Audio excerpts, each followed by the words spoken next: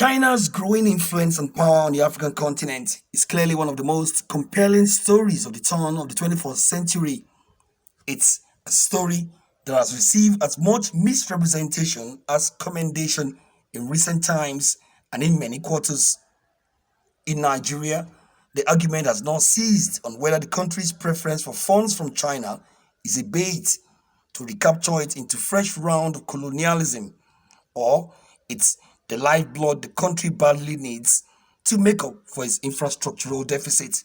Africa has had the challenge in the past of having friends who are willing but not able to support her, our friends who are able to support her but are unwilling. But here we find in China a partner that is both willing and able to support Africa. From the construction of airports to the rehabilitation of major highways and railway lines, Nigeria has continued to benefit from China's loans, which are tied to specific projects.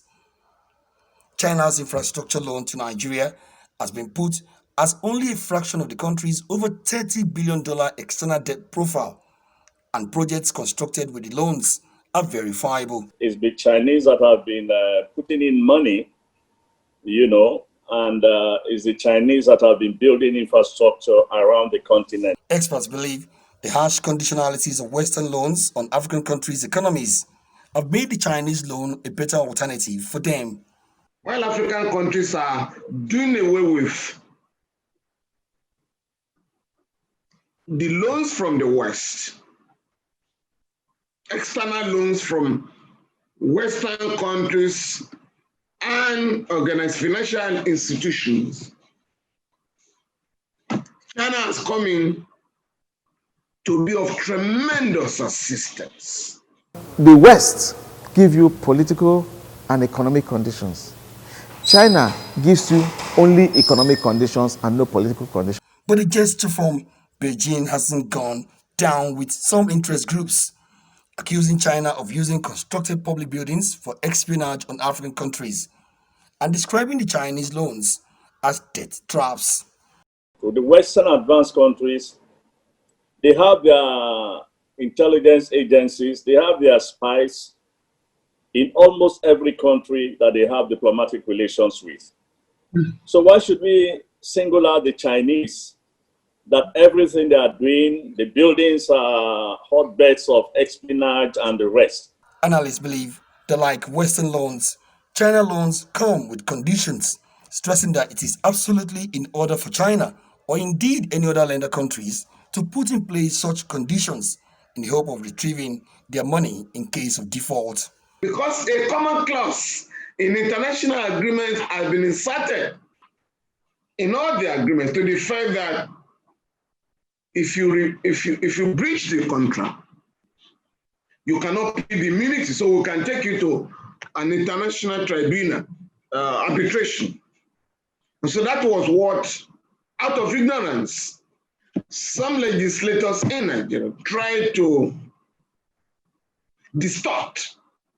I cannot give you loans and you now go to America or Britain or UK to go and buy that product. You must buy from Chinese companies. A report by non-governmental organization Heritage Foundation alleged that Beijing had built at least 186 African government buildings and was using them to spy on the African countries. The report advised that the United States should try to neutralize Beijing in Africa as part of its strategic response to the China's effort to reshape the global order. China-African cooperation has made very, very stellar, had made a lot of stellar advancement. It is bound to attract all manner of, but I can assure you something. The China, if you understand properly, is an opportunity to Africa. China's efforts in Africa have remained visible and strong across the continent, especially through its technology.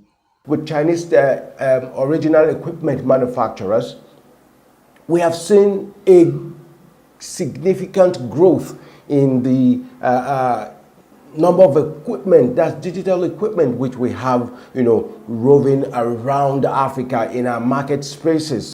Yet, China's engagement with Africa is not new. For many, it's a time-tested history of friendship with mutual benefits, a compelling story of exemplary visionary leadership Africa can borrow. Omor Bazuaye, AIT News, Abuja.